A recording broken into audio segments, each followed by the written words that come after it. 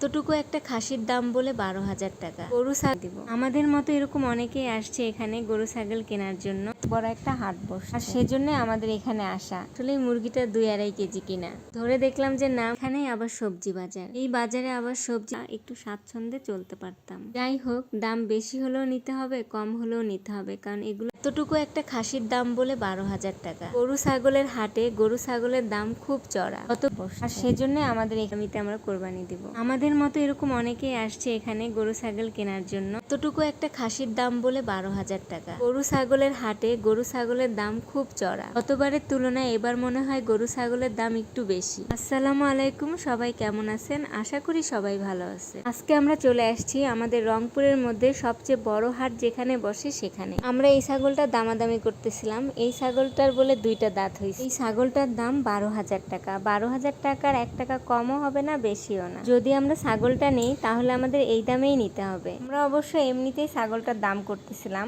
আমরা এখানে ছাগল গরু কোনোটাই নিতে আসিনি। আমরা পাশে একটা কাজে আসছিলাম, আর ওখান থেকে দেখলাম এখানে অনেক বড় একটা হাট বসে, আর সেজন্য আমাদের এখানে আসা।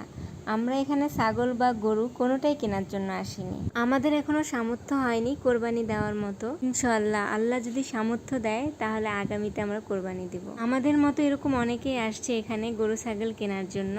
কেউ বা কিনতে আসছে, কেউ বা দেখতে আসছে। শুধু যে এখানে গরু ছাগলের হাট বসছে তা কিন্তু না, পাশটায় আবার হাঁস মুরগি কবুতর নিয়ে বসছে। আমি এই রাধা হাঁসগুলার দামাদামি করতেছিলাম। এক একটা রাধা হাঁস 2300 টাকা করে। ভাবছিলাম হাটে হয়তো কম দামে পাওয়া যাবে, কিন্তু না, এখানেও দেখলাম বাজারের মতো সেম দাম। দাম বেশি বলে হাঁস আর নেওয়া হলো না। এখানে আসছি মুরগি দেখতে। এই মুরগিগুলো এক একটা 500 টাকা করে। এক একটা মুরগি 2 থেকে 2.5 কেজি পর্যন্ত হবে। আমি মুরগিটা ধরে দেখতেছি আসলেই মুরগিটা 2-2.5 কেজি কিনা। ধরে দেখলাম যে না, মুরগিটা যেমনই হোক না কেন মুরগিটার ওজন ভালো। পরে আমরা দামাদামি করে 420 টাকায় একটা মুরগি নিলাম। মুরগি কিনা শেষে চলে আসলাম আবার সবজি বাজারে। হাটের এখানেই আবার সবজি বাজার। এই বাজারে আবার সবজির দামগুলা তুলনামূলক অনেক কম, তবে এক ধারা করে নিলে দামটা কম রাখবে।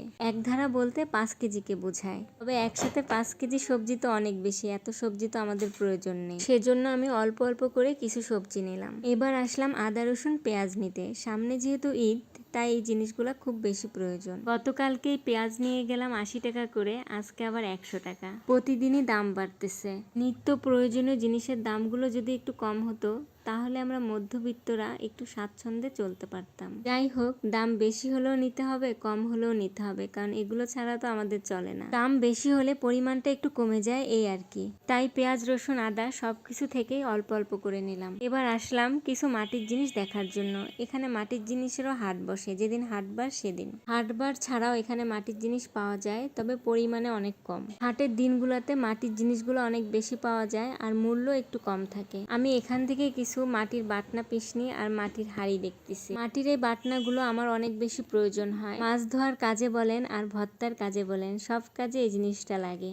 তাই তো এখান থেকে কয়েকটা সাইজের মাটির বাটনা নিয়ে নিলাম, আর কয়েকটা মাটির হাঁড়ি নিয়ে নিলাম। আমরা যেহেতু মাটির চুলায় রান্না করি, সেজন্য মাটির হাঁড়িগুলো আমাদের খুব বেশি প্রয়োজন হয়। মাটির হাঁড়িতে যে শুধু ভাত রান্না করি তা কিন্তু না, মাটির হাঁড়িতে আমরা তরকারিও রান্না করি। আজকে এ পর্যন্তই। সবাই ভালো থাকবেন, সুস্থ থাকবেন। আল্লাহ হাফেজ।